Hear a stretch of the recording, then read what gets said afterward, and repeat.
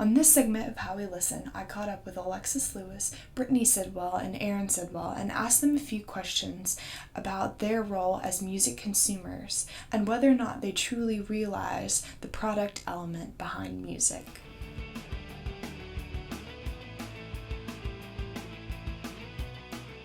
For the past couple of years, ever since Spotify came out, I've been using that.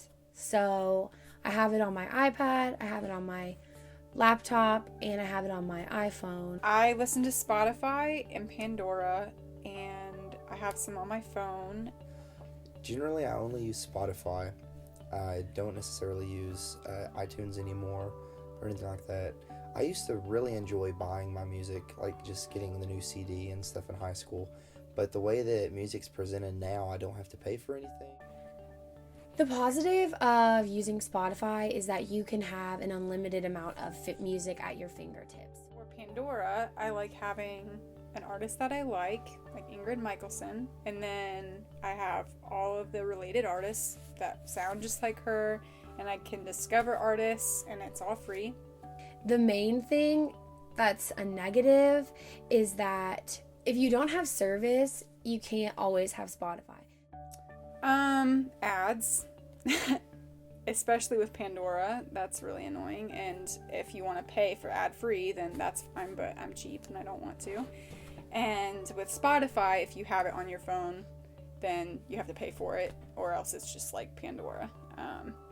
And then iTunes, just paying for each song individually and paying $1.29. I can't just go to my computer and know that those songs are going to be there because let's say my Wi-Fi goes out, I have no internet connection. I actually don't have that music. It's not mine because I haven't paid for it.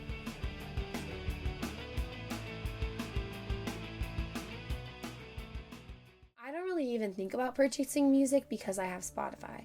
I use it so much that if something new comes out or a new song that I'm interested in that's on the radio or that I see on TV or whatever, I just go straight and add it to my Spotify playlist. The reason why is because Pandora will stop you and be like, okay, this isn't cheap for us, so it reminds you that it's not free and that you're not just getting this product. Even though I don't have anything coming out of my bank account, there's still licensing and all of these things that have to be met, and that someone's paying for it. It's like the last thing that crosses my mind because normally when I go to music, it's because I want to feel something or I am feeling something. So like if I'm bored or I'm cleaning the house, I'll just flip Spotify on so that I can get pepped up to do whatever it is that I'm doing. I don't actually think that, okay, how is this being paid for? Because I haven't paid for Spotify. Who's getting the music or the money from this? I tend to not really think that much about it as it being an actual product and me being a consumer, but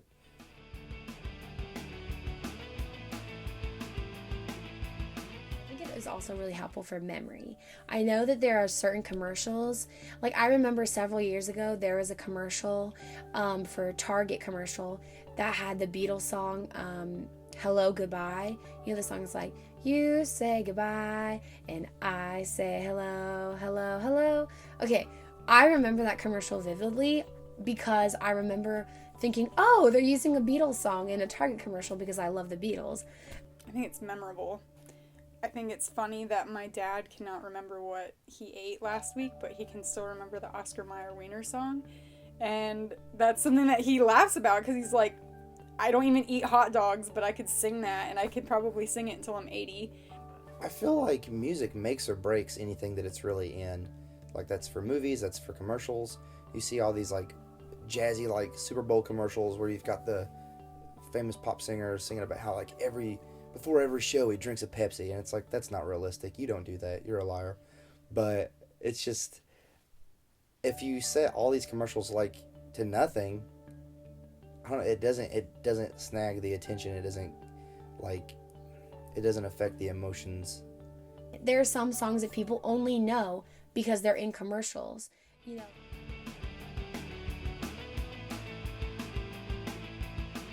So it's crazy how much we listen to it, and I don't even think we realize throughout the day how much we're actually listening to it at Walmart or just in our car or whatever. It's all the time being fed into us. So I think just being aware of what we're listening to and not being desensitized to it. I mean, these artists they're putting together, they're working hard on these things. It's not just, I mean, it's for our enjoyment. That's why they do these things. It's for like their own benefit. That's why they do these things. But realizing that the art that they're actually creating, it's a product just like any other. Like a factory creates a product. Like these artists are creating something that's meant to be bought and sold. And when you're sitting there listening to Spotify and you think, well, I mean, this is all for me. Like, there's really not much else into this. It's just turning it on. Someone's getting paid somewhere. Someone's getting some kind of money for this or for the ads and all that stuff. But I don't know. Realizing that it actually is a product, I feel like is important.